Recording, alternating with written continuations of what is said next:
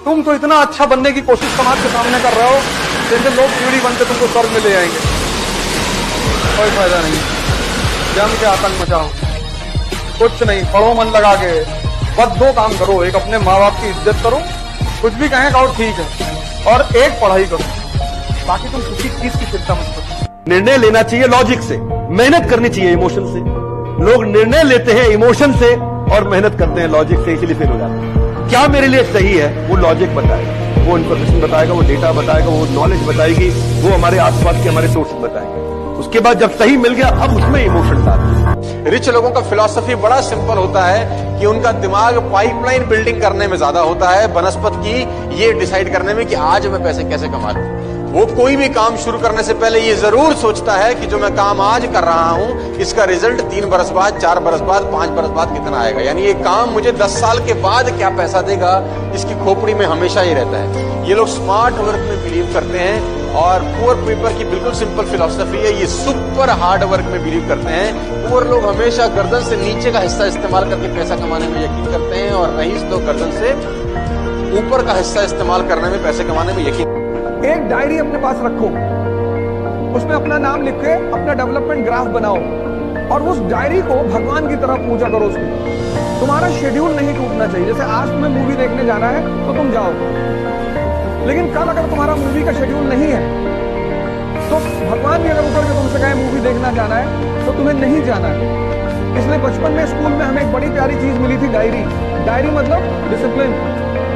तो ये काम करो, डायरी बनाओ और अपनी स्टेमिना को अपने हिसाब से आगे बढ़ाते चले जाओ। समय और समझदारी दोनों बड़े अलग अलग चीज है, दोनों एक साथ नहीं होते। जब समय रहता है तो समझदारी नहीं रहती है, जब समझदारी आती है तो समय निकल जाता है। शिक्षक यही काम करता है कि समय रहते आपने एक समझदारी विकसित कर देता है और आपको यह हुनर सिखाता है कि आप दुनिया को करके दिखाइए, क्योंकि दुनिया सुनना नहीं देखना पसंद करती है कि आपने क्या किया। कॉन्फिडेंस को बढ़ाने के 2 तरीके होते हैं और आपको यह हुनर सिखाता है कि आप दुनिया को करके दिखाइए, क्योंकि दुनिया सुनना नहीं देखना पसंद करती है कि आपने क्या किया। कॉन्फिडेंस को बढ़ाने के 2 तरीके होते हैं, या तो अपने आप को ऐसा बना लो कि आपके अंदर किसी का कोई डर ही ना हो, सामने कोई भी आ जाए, कितने भी आ जाए, कोई फर्क ही ना पड़े, ये एक तरीका होता है। दूसरा होता है किसी ऐसे सर्कल में चले जाओ जहां पर के होते नहीं है अंधों में काना राजा, वहां भी बड़ा कॉन्फिडेंट फील होता है। सही बता रहा हूं आपको कि मतलब अगर एक बड़े तालाब में छोटी मछली होने से अच्छा है छोटे तालाब में बड़ी मछली। तुम्हारे सामने 4 लोग खड़े, कह दिया अम्बेडकर जी चोर थे और तुम पलट के लड़ गए चारों से। अब तुम मारे चारों को, बहुत अच्छा, लेकिन तुम्हारा मेंस गया ना, IAS बनो, फर्स्ट रैंक लाओ, फिर उन चारों को बुलाओ। अम्बेडकर कौन थे? मेरे पापा थे भैया, है ना। तुम कोई भी चीज सीखोगे ना, कोई भी चीज, स्विमिंग सीखो, राइडिंग सीखो, कोई भी जो भी चीज तुम सीखोगे, अगर तुमने पहले दिन ज्यादा ताकत लगा दी तो फिर तुम्हारे चिट से ही वो खत्म हो जाएगा। जैसे you are going to learn car driving और पहले दिन 100 पे उठा लिया तुमने, या फर्स्ट गियर में डाला और पूरा एक्सीलेटर दबा दिया, तो इंजन बिखर जाएगा। जब जीत पक्की हो तो युद्ध कोई भी लड़ सकता है। असली वीर तो तब है जब हार पक्की हो फिर भी कर्ण की तरह युद्ध में उतर जाए। कपड़े पे ध्यान मत दो, कुर्ता पजामा डाल लो, निकल लो। ताकत होनी चाहिए कि प्रधानमंत्री के दरवाजे पर खड़ा हो जाओ तो भागते हुए बाहर आ जाए। ये सब सूचना दे रहे हो। टाई वाई लगा के 50,000 का जूता पहन के डीओ लगा के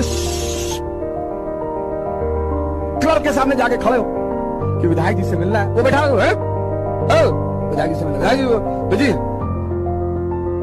लेकिन याद रखिएगा, जो लड़कियां या जो लड़के माँ बाप से खिलाफ करके शादी ब्याह के लिए भाग जाते हैं, भगवान उनको नरक दिखाना इस पृथ्वी पर, क्योंकि सच्चा प्रेम तो माँ बाप करते हैं। आप बूढ़े हैं, जवान हैं, बदसूरत है, अमीर है, गरीब है, कोई फर्क नहीं पड़ता है इस दुनिया में, लेकिन माँ बाप आपको हमेशा उसी स्नेह से देखते हैं। कभी देखिए ना, कोई लड़कियों को सुने क्या कहते हैं, मेरे सपनों का वो राजकुमार। कभी सुने मेरे सपनों का मजदूर? नहीं सुने होंगे वहां पर। लेकिन आप मजदूर रहे या राजकुमार रहे, माँ उतना ही प्रेम करेगी। जिस दिन गाली सुनकर और मजा आने लगे, समझ लेना तुम बहुत सही रास्ते पे जाने लगे, और वही करना है। जीतने के बाद उन चारों आदमियों को बुलाना है कि क्या कह रहे थे तुम? नहीं भैया, हम तो भैया ये गुड्डू।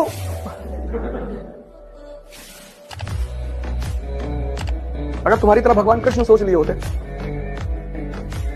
जब खुद जेल से निकल सकते हैं तो माँ बाप को भी तो निकाल सकते हैं। टाइम का इंतजार करना पड़ता है, और वो जो इंतजार है ना, वो मजा है।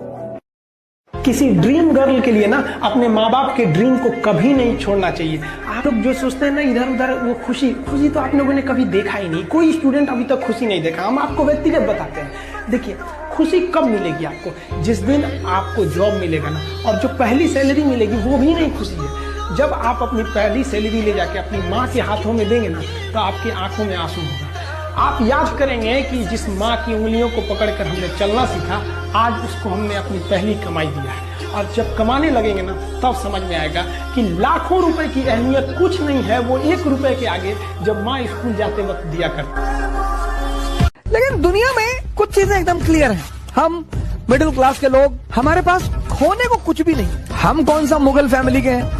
जब गांधी फैमिली के राहुल गांधी 30 चुनाव हारकर फिर लड़ने के लिए तैयार हैं, मैं राहुल जी से बड़ा प्रभावित हूँ इस मुद्दे पर। ठीक है, उनकी हिम्मत की, उनकी इस चीज की मैं बड़ी सराहना करता हूँ कि क्या बात है, क्या जज्बा है उस बंदे में, लड़ाई लड़ेंगे। जब वो गांधी फैमिली होकर उनको चिंता नहीं, मोतीलाल नेहरू प्रभावशाली आदमी, जवाहरलाल नेहरू प्रधानमंत्री, इंदिरा गांधी प्रधानमंत्री, उनकी माँ किंग मेकर, उनके फादर प्रधानमंत्री, आप क्यों परेशान होते हो? मेरा प्री नहीं निकला, कोई बात, दूसरा दे दो। सर 7 महीना मैं रहा ऋषिकेश में सर, मेरा अटेम्प्ट खत्म हो गया, सबने मेरा साथ छोड़ दिया सर, सबने। मैं पैसे 1-1 रुपए के लिए मोहताज हो गया। मेरे एक मित्र हैं, 100 रुपए मांगने पे नहीं दिया उन्होंने सर। लेकिन मेरे पिताजी आते थे ऋषिकेश, मुझे पैसा देते थे। मैं उनसे कहता था मैं अब कुछ करूंगा नहीं, पैसा कमाऊंगा, तुम्हारी बुढ़ापे की गारंटी बनूंगा, मैं कुछ नहीं करूंगा। तो बोले यार हम तुमसे कुछ कहते हैं, लेकिन जब तक मैं जिंदा हूं तब तक मैं आकर तुमको पैसा देता रहूंगा। और सर 7 महीने आते रहे वो ऋषिकेश और मुझे पैसा देते रहे सर। और कभी कभी तो लोगों को भेजते थे मुझसे मिलने के लिए कि जाओ ऐसे कहते ना, घूमने आए थे, कुछ पैसा दे आना। ये होते हैं माँ बाप। तो हमारा प्रिंसिपल परेशान रहता था कि यार तुम्हारा बाप तुमको कुछ कहता ही नहीं, कहते ही नहीं सर। प्रिंसिपल के सामने डांट देते थे। जैसे अगर कोई बात होती थी, बुलाते थे प्रिंसिपल, तो उनके सामने डांट देते थे, तो बदतमीजी करते हो स्कूल, चला कहीं तो कहते थे लड़का है साहब। फिर बाहर निकल के हमसे कहते थे कि पागल है तुम्हारा प्रिंसिपल। मैं गाँव जाता हूँ, कभी रहो चलो मेरे साथ। एक आदमी छाता लेकर खड़ा रहता, 4-5 लोग अपना गन वन लेके खड़े हैं, 4-5 बाउंसर दिल्ली से ले आता हूँ, गुज्जर उज्जर सब मेरे दोस्त हैं। चल हाँ चलो सर, मेरे साथ जो लोग जाते हैं उनसे पूछते हैं तो बहुत पैसा कमाया नहीं? क्या ज्यादा नहीं कमाया, 1000-2000 करोड़ होगा। 1000 करोड़? 4-5 गाड़ी किराए पे ले आता हूँ, किराए पे, या मतलब मांग लिया। मतलब तुम्हारे पास मर्सिडीज है, मैंने कहा यार 2 दिन के लिए अच्छा ले जाइए सर। तो तुम्हारा ड्राइवर ले लिया, तुम्हारी गाड़ी ले ली, तो 2 मर्सिडीज, 2 BMW, 1 फॉर्च्यूनर, स्कॉर्पियो, चल लो। गांव वाले मर गए।